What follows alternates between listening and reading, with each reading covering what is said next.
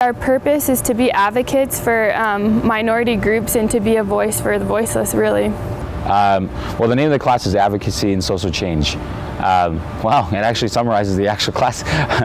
Meet with real people and real organizations and advocate for real problems and go out into you go out to the real world, and it's so much fun to be able to help these real causes.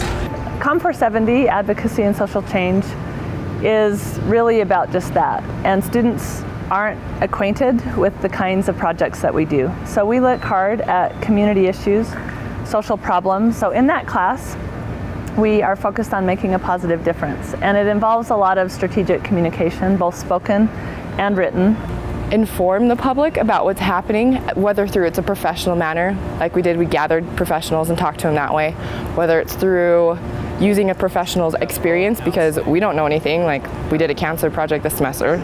I've had interaction with cancer, but I didn't know anything. So we used their knowledge to inform others what was going on, created a marketing campaign around what they already knew.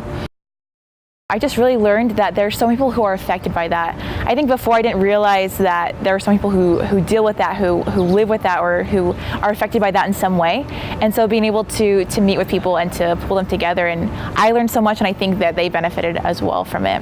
Helped foster social change by advocating for mental health when we organized that community conversation. The biggest thing was contacting people, just getting people excited for it. It was really tough to do. You know, as students, we don't have as much credibility in the professional world per se. We're not mental health experts, for example, so we had to do a lot of research on that, and it was really hard to, get people initially excited for it. But once we stepped over that obstacle, it really turned out really well. Who to contact. We had to do our research and know who would be the best beneficial, who would contribute to our conversation in the best way. I think definitely one that we all kind of struggled with a little bit was making phone calls, especially people who you didn't know, they didn't know you, and trying to explain who we were. They didn't always realize the relevance to them, and so that was a little bit hard. And then there's also a lot of writing involved. So after the conversation, students are putting together a summary of insights based on what they've learned by listening to these professionals. They are not used to that kind of writing either. This is not partisan writing, it's not sales writing, you're not trying to pitch anything. You're trying to explain a complex issue in a highly credible way using data in a manner that's still engaging and readable. And so there's a bit of a learning curve. Students aren't often prepared to do that right off the bat. We don't really do advocate writing or pamphlet writing for causes and nonprofit style writing. So it was a difficulty for everyone in the class. And for me, I consider myself a good writer, and that's my strength, and I struggled with it even. Having been in the mindset of writing press releases and in news feeds and stuff like that, it was definitely an adjustment to switching over to advocacy writing. And advocacy writing it's very strategic type of writing, because you're not just saying, oh, this is what I feel and think, but this is legitimately what the facts are. This is the problem, this is the solution, and how is that solution going to play out in multiple different circumstances.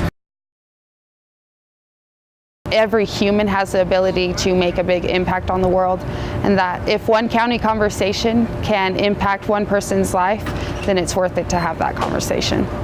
Where it is on iLearn and you have assignments, we actually went out and worked with nonprofits and we put on our own events. So we did hands-on things that we will be doing after we graduate. The biggest takeaway is to do something that you love. If you're going to advocate for something, you have to advocate for something that you're passionate about. Stop being harsh on yourself. As a senior, with Sister Hanson's hectic schedules, with the ways to accomplish our county conversation or just the assignment she has, they seem unreasonable because you are doing professional work, but at the same time, you've got it.